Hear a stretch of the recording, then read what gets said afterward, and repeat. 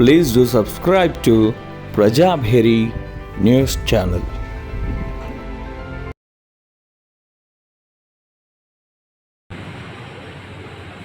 మన వ్యవసాయం సాధించాలనుకున్నాం. అది పోతే ఇది కొద్దిగా చదువుకొని పని చేస్తూ ఉంటే ఆ కుటుంబాలు బాగుపడితే ఏర్పడితే ఎడ్యుకేషన్ మంచిగా చేయించడం లేవు, చదివినోడికి ఉద్యోగాలు వచ్చినట్టు లేవు. ఎలక్షన్ మంచిది. నేను అడుగుతా ఉన్నాను బీజేపీ వాళ్ళు, మీరేమో ఫస్ట్ సెకండ్ 2 ఎలక్షన్ల ఒకసారి 2 కోట్ల ఉద్యోగాలు ఇస్తామంటే, ఒకసారి 15 లాఖ దాల్తామని, ఒకసారి అన్ని ఇండస్ట్రీస్ పెడతామంటే ఎక్కడ ఇండస్ట్రీస్ లేదు, ఏమీ లేకుండా కనీసం నందిపేట ఇండస్ట్రీ ఉంటే దాన్ని పట్టించుకున్న లాభం లేదు. ఒక క్యాపిటల్ వస్తుంది. మేము కాంగ్రెస్ ప్రభుత్వం ఉన్నప్పుడు 400 ఎకరాలు ఇచ్చి 50 కోట్ల సబ్సిడీ పంచింది. అటువంటి దాన్ని కూడా ఏం లేక కేవలం మాటలు చెప్పి 3వసారి మళ్ళీ వాళ్ళు వస్తే మీరు దయచేసి రండి. కేసీఆర్ ఫస్ట్ టర్ము కొంచెం పర్వాలేదు, సెకండ్ టర్మ్ రాగానే 2వసారి గెలగానే ఎంత అన్యాయం, ఎంత అరాచకం. ఇది కూడా మంచి మంచి వాళ్ళు ఆలోచిస్తూ ఉన్నారు. 10 సంవత్సరాలు అయిపోయింది. బీజేపీ మనలో వస్తే మనమందరూ దేని తప్పు ఇబ్బందులు అవుతా ఉంటాయి. టెక్స్ మన తాత తాగిన పాల మీద టెక్సే, చిన్నగా ఏదైనా షాపులో ఒక పెన్ను పట్టే టెక్సే. ఎంత ట్యాక్స్ వసూలు చేస్తూ ఉన్నారు? నెలకు 1,75,000 కోట్లు సంవత్సరం పట్టే లక్ష. ఎవరి దగ్గర? ఎన్నో ఇండస్ట్రీ దగ్గర బయటికి వెళ్ళి వస్తలేదు పైసలు. మా కష్టం, మేము చెమట వచ్చి చేసిన పైసలు నువ్వు ఇంత ట్యాక్స్ కలెక్షన్ చేసుకున్నా నా పిల్లలకు ఉద్యోగాలు లేవు, ఒక ప్రాజెక్ట్ లేవు, ఇండస్ట్రీ. ఇలా నీ కష్టాలుగా. అందుకొరకే మీరంతా ఈ ఏడులో మేము మాకు అవసరమా? వ్యవస్థ నాశనం చేసిండ్రు అన్ని నన్ను బలవంతంగా ఆకర్షిస్తుంది. ఇప్పుడు కూడా నేను ఎలక్షన్ల కంటే ఎక్కడుకుంటా ఉన్నా. నా ఏజ్ 73 సంవత్సరాలు. అవసరమా నాకు? గెలిచిన అయిపోయి ఇంట్లో పండొచ్చు కదా. పండుగ వ్యవస్థ నాశనం అయిపోతే అందరూ చేసేవాళ్ళు కొందరు ఉంటాం. మన బాధ్యత చాదులు కంటే ఎంతమంది వస్తూ ఉంటాం. మన కాన్స్టిట్యూషన్లో కూడా ఇబ్బందులు రాకుండా అందరూ కలిసిమెలిసి ఉండండి. తప్పనిసరిగా మీరు చెప్పినవి నేను తప్పనిసరిగా చేయడానికి ప్రయత్నం చేస్తాం.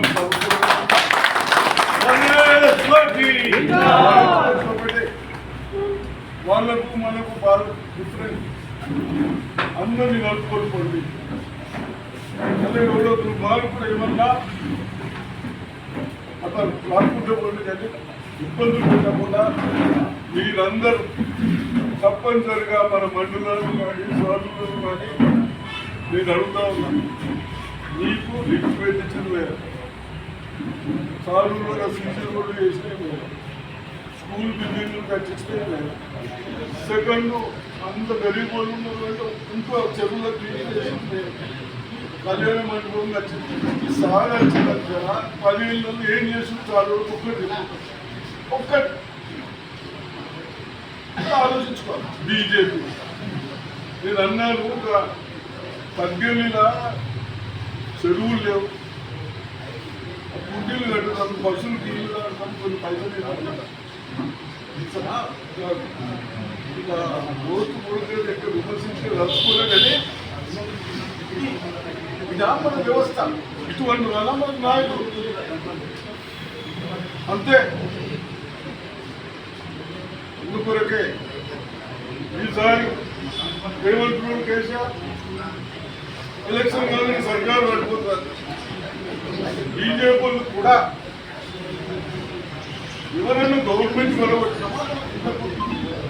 क्या गवर्नमेंट महाराष्ट्र गवर्नमेंट क्या उल्लाసం సరే గవర్నమెంట్ నువ్వేం చేసుకో ప్రజలు ఏమన్నా నేను సెంట్రల్ స్కూల్ నేను మినిస్టర్ ఉన్నప్పుడు డిస్ట్రిక్ట్ రాహుల్ గాంధీ పెడితే ఆ దమ్దమ్మలు ఇప్పుడు స్కూల్ బిల్డింగ్ శాంక్షన్ ఇంతనా ఆ స్కూల్ బిల్డింగ్ ఇలా మనం ఇంకా ఓడతారు తప్పనిసరిగా భగవంతుడి పేరు మీద వచ్చి ఓట్లాడి కూడా తప్పు. నువ్వేం చేస్తావు చెప్పు, చేసి తిప్పురాలు పదేళ్ళు ఏం చేస్తావు చెప్పు. అందుకని భగవంతుడు అందరూ కూడా మీరు పార్లమెంట్ కానీ ప్రైమ్ మినిస్టర్ ఈ రోజుల్లో మన జీవితాలలో చేతులు వచ్చారు. అటువంటి వాళ్ళు వ్యవస్థను కాపాడాలి కానీ ఇటువంటి దుర్మార్గం పనులు చేస్తే అది ఎలా ఉంటుందని ఒక్కసారి మీరందరూ ముఖ్యులు వచ్చింది కాబట్టి తప్పనిసరిగా ఆలోచించాలి. తప్పనిసరిగా మండలిలో కానీ వేరే దగ్గర కానీ ఈ చాదరిలో కానీ 5 వారం రోజులు పనిచేయండి. కాంగ్రెస్ పార్టీని పెద్ద ఎత్తున గెలిపిస్తారని ఆశిస్తూ ఈ అవకాశం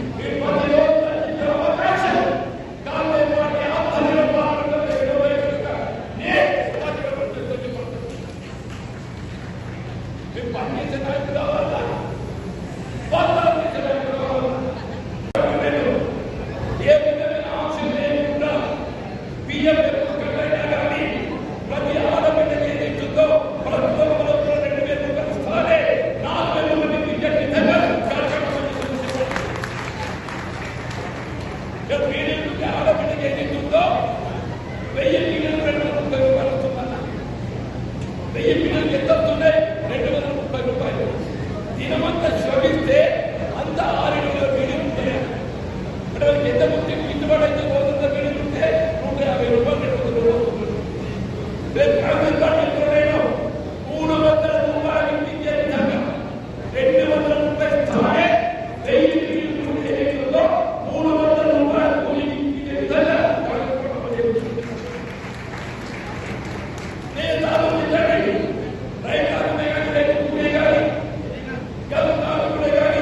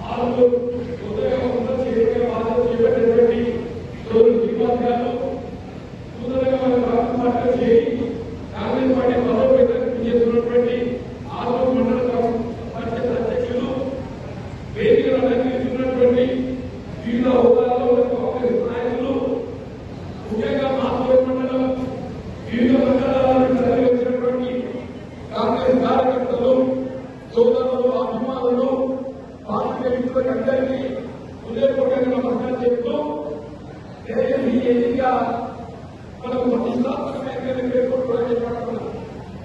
ఎందుకంటే శాసన ఎన్నికల్లో రాష్ట్రమంతా కాంగ్రెస్ పార్టీ అధికారంలోకి వచ్చింది. ఆరు నియోజకవర్గంలో మీరు ఇదే మనకు అందరికీ అందుబాటులో అభ్యర్థి చేయబడుతున్నారు. శాసన కాలానికి వెళ్ళి ప్రజా జీవితంలో ఎక్కుతుందో మనకు అందుబాటులో ఉన్నప్పటికీ కూడా కొన్ని శాసన ఎన్నికల్లో రాజకీయ వదిలేకపోయారు. సరే రాజకీయ చెప్పిందే భారతీయ జనతా పార్టీ నేను అడుగుతూ 4 మాసాలు జరుగుతుందా? ఈ 4 మాసాలలో రాకేష్ రెడ్డి గారు ఇదే ఆరు నియోజకవర్గంలో 4 మాసాలు పనిచేసినాడే.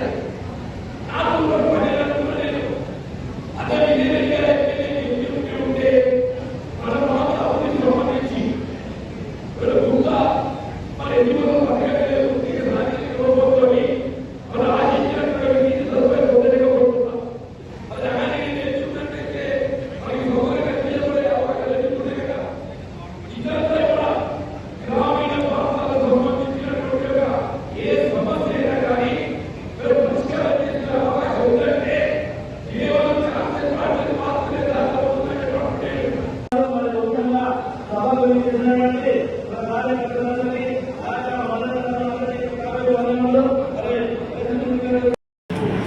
రావడం దీనికి స్వాగతంగా టౌన్ అధ్యక్షుడు మాజీ కార్పొరేటర్లు నేను ఇంతగానో పార్టీతో కష్టపడుతూ మంచి ప్రజల మన్నన పొంది ఈ రోజులలో కాంగ్రెస్ భవన్లో ఇన్వైట్ చేసినందుకు నాయకుడుగా నానా సంతోషిస్తున్నాను. దీనితో పాటు కమిటీ పెద్దలు పక్కన కానీ కానీ చాలామంది గంగారెడ్డి గారు కానీ రాజపతి ప్రసాద్ గారు సుధాకర్ గారు ఇవంతా ఒక్కరిని క్యాప్ని చూస్తూ ఉంటే చాలా గొప్ప వ్యక్తులు టౌన్లో ఉన్నారు, జిల్లాలో ఉన్నారు. వీళ్ళు నన్ను ఇన్వైట్ చేయడం నేను నేరుగా మర్చిపోతలేను. నేరుగా సొంత ఇంటికి వచ్చి ఈరోజు నా ప్రజలకు నా కుటుంబంతో కలుసుకున్నంత సంతోషం నాకు అనిపించింది. ఎందుకంటే నా రాజకీయం శివాజీనగర్ నుంచి చిన్న స్థాయి నుంచి కౌన్సిలర్గా నేను 1981లో కౌన్సిలర్గా చేశాను. అప్పుడు ఓడిపోయినప్పటికీ సింగిల్ విండో డైరెక్టర్గా గడిలో ఉంది. నిజామాబాద్ అక్కడి నుంచి రాజకీయంగా స్టార్ట్ చేశాను. తర్వాత మున్సిపల్ కౌన్సిలర్, తర్వాత రెండోసారి కూడా 2 సార్లు కౌన్సిలర్ నిజామాబాద్లో. ఎందుకంటే నా రాజకీయంగా నాకు జన్మనిచ్చిన స్థలం ఏంటంటే నిజామాబాద్ శివాజీనగరే జన్మనిచ్చింది. ఈ నుంచే ఈరోజు అంచెలంచెలుగా రాష్ట్ర లెవెల్లోనూ దేశ లెవెల్లోనూ ప్రపంచానికి పోయేది బీజము నిజామాబాద్ నుంచే వేయడం జరిగింది. ఈరోజు కాంగ్రెస్ పార్టీలో నాకు రియల్గా కౌన్సిలర్ స్థాయి కానీ, ఒకసారి చైర్మన్ హౌసింగ్ కార్పొరేషన్ చైర్మన్, ఒకసారి జుక్కల్లో ఎమ్మెల్యేగా కాంటెస్ట్ చేసేందుకు అవకాశం ఇచ్చింది. తర్వాత 2 సార్లు రాజశేఖర్ రెడ్డి గారు, కిరణ్ కుమార్ రెడ్డి గారు కూడా ఎమ్మెల్సీగా ఎమ్మెల్యే చేయడం జరిగింది. ఎందుకంటే నిజామాబాద్ జిల్లాలో చాలా ప్రముఖులు ఉన్నారు. ఆ సమయంలో పెద్ద పెద్ద వ్యక్తులు ఎమ్మెల్సీ ప్రయత్నం ఉంటే అసలు సమయంలో నన్ను గుర్తించి సోనియా గాంధీ గారు గుర్తించి నన్ను మళ్ళీ 2వ సారి ఇవ్వడం, మూడోసారి ఎమ్మెల్సీ అవడం, తర్వాత కార్పొరేషన్, ఇంత సుదీర్ఘంగా రాజకీయంగా అవకాశం నా ఒక్కరికే వచ్చిందని చెప్పేసి నేను భావిస్తున్నాను. దరిదాపు 35 సంవత్సరాలు ఉండే అవకాశం. ఇది ఎలా జరిగింది అంటే నిజామాబాద్ ప్రజల యొక్క ఆశీర్వాదము, దేవుని కృప, దేవుని ప్రార్థన వల్లనే నాకు ఈ అవకాశం. ఎంతోమంది మీరు చూస్తూ ఉన్నారు, మీరు ఎంతోమంది గురించి కలుస్తూ ఉన్నారు, కానీ ఈ అవకాశం ఎవరికి రాలేదు. నాకు వచ్చింది మిగతా జీవితం 2 సంవత్సరాలు ఏజ్లో ఉన్నప్పటికీ, చివరిగా ఉన్నప్పటికీ ఈ రోజు అవకాశం వచ్చింది. చివరి జీవితం కాంగ్రెస్ నుంచి నన్ను ఈ స్థాయికి, అంటే యూత్ కాంగ్రెస్ ప్రెసిడెంట్గా సతీష్ పవార్ తర్వాత నాకు అవకాశం వచ్చింది. తర్వాత స్టేట్ మన యూత్ కాంగ్రెస్ ప్రెసిడెంట్ తయారు ఉన్నప్పుడు ఆయనతో పాటు మళ్ళీ స్టేట్ రీజనల్ పీరియడ్లో కానీ PCCలో కానీ ఇన్ని అవకాశాలు, పార్టీ పరంగా PCC డెలిగేట్గా చుట్టంగా ఇన్ని అవకాశం పార్టీ పరంగా వచ్చింది, గవర్నమెంట్ వచ్చింది. కాబట్టి నా జీవితం ధన్యమైంది. కాబట్టి ఈ ఇంత స్థితికి రావడానికి ఫస్ట్ విత్తనం పెట్టింది నిజామాబాద్ ప్రజలని మీ అందరితో మనం చేస్తున్నాను. నిజామాబాద్ యొక్క ప్రజల యొక్క ఆశ్రయంతో ఈరోజు రాష్ట్రము, దేశము, ప్రపంచంలో కూడా చాలా విషయాలు క్రిస్టియన్ మీటింగ్ అటెండ్ చేసి స్పీచెస్ ఇవ్వడం జరిగింది. కాబట్టి నేను ఈ అవకాశం చివరి దినాల్లో నేను ఖచ్చితంగా పార్టీ క్షేమం కొరకు, అందరూ అన్నారు ఏం కమిట్మెంట్ ఇచ్చారు, నో కమిట్మెంట్, కాంగ్రెస్ పార్టీ ఉండడమే కమిట్మెంట్, ఇక అంతకన్నా గొప్ప ఇంతకన్నా ఇచ్చింది ఏం లేదు. కాబట్టి పార్టీ కొరకు పనిచేయడం, పార్టీ ఏ ప్రోగ్రాం చెప్పినా ముఖ్యమంత్రి సోనియా గాంధీ నాయకత్వంలో రాహుల్ గాంధీ గారు ప్రైమ్ మినిస్టర్ కావాలన్న కోరిక యువకుల్లో, దేశ ప్రజల్లో ఉన్న కోరికలు నెరవేర్చడానికి దానికి మన ముఖ్యమంత్రి గారు రేవంత్ రెడ్డి గారు కంకణం కట్టుకున్నాడు, తన శ్రేష్ఠులో పూర్తి చేస్తుంది. కాబట్టి ఆయన ఆదేశానుసారంగా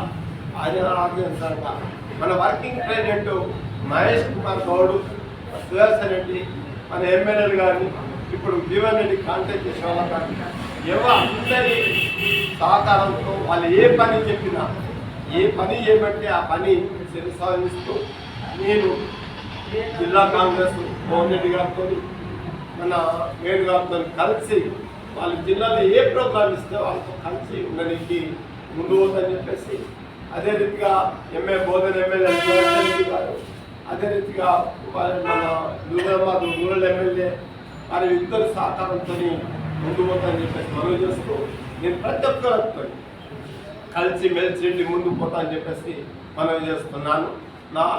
నాకున్న అనుభవాన్ని వాళ్ళు ఎలా వాడుకుంటే ఆ రీతిగా నేను జిల్లాకు కానీ రాష్ట్రానికి కానీ అందరికీ అందుబాటులో ఉంటానని చెప్పేసి కోరుకుంటూ సెలవు తీసుకున్నాను.